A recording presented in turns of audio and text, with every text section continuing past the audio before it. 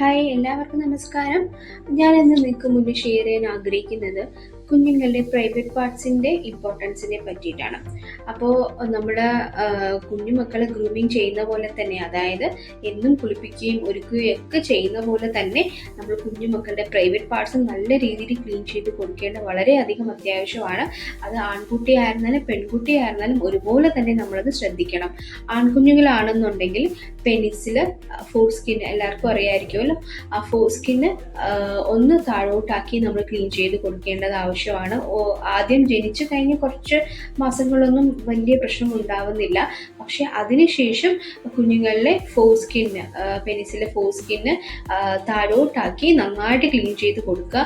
അത് നമ്മൾ ശീലിപ്പിക്കണം, അങ്ങനെ ശീലിപ്പിക്കണം. കാരണം യൂറിനൊക്കെ അവിടെ ജസ്റ്റ് ഒരു ഡ്രോപ്പ് ആണെങ്കിലും ഇരുന്ന് കഴിഞ്ഞാൽ ഇൻഫെക്ഷൻസ് ഒക്കെ ഉണ്ടാവാനുള്ള ചാൻസസ് കൂടുതലാണ്.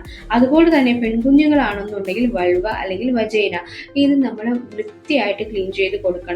വൃത്തിയായിട്ട് ക്ലീൻ ചെയ്യണം എന്ന് പറയുന്നത് മിക്ക ആൾക്കാരും ക്ലീൻ ചെയ്യുന്നത് താഴേന്ന് മുകളിലോട്ടായിരിക്കും അല്ലെ. മോഷനൊക്കെ പോയി കഴിഞ്ഞിട്ട് നമ്മൾ തുടയ്ക്കുന്നത് എങ്ങനെ, താഴേന്ന് മുകളിലോട്ടാണ്. പക്ഷെ അത് തെറ്റായ ഒരു രീതിയാണ്. നമ്മൾ പലപ്പോഴും അങ്ങനെ ഒരു തെറ്റായ രീതിയിൽ ചെയ്യാറുണ്ട്.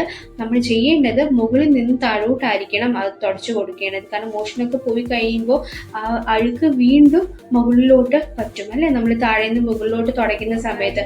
അപ്പോൾ നമ്മളത് പ്രത്യേകം ശ്രദ്ധിക്കുക. മുകളിൽ നിന്ന് താഴോട്ട് മാത്രമേ നമ്മൾ ക്ലീൻ ചെയ്ത് കൊടുക്കാൻ പാടുള്ളൂ. അതുപോലെ തന്നെ ഡൈപ്പേഴ്സ്, നമ്മൾ കുഞ്ഞുമക്കൾക്ക് ഡൈപ്പേഴ്സ് യൂസ് ചെയ്യുന്നുണ്ട്. ഡൈപ്പേഴ്സ് യൂസ് ചെയ്യുന്നതിൽ തെറ്റില്ല, പക്ഷേ നമ്മൾ മാറ്റി കൊടുക്കേണ്ട ടൈമിങ് 2 to 3 hours നമ്മൾ കുഞ്ഞുമക്കളുടെ ഡൈപ്പേഴ്സ് മാറ്റേണ്ടതും അത്യാവശ്യമാണ്.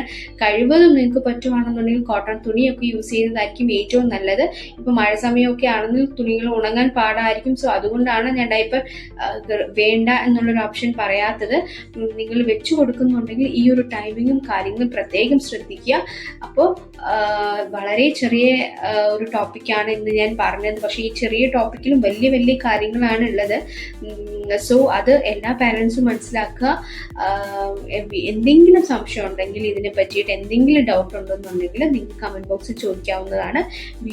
ഇതുപോലെ ഒരു പ്രയോജനപ്രദമായ ഒരു വീഡിയോ ആയിട്ട്, ഒരു ടോപ്പിക്കുമായിട്ട് അടുത്ത വീഡിയോയിലോട്ട് കാണാം. അതുവരെ ടാറ്റാ.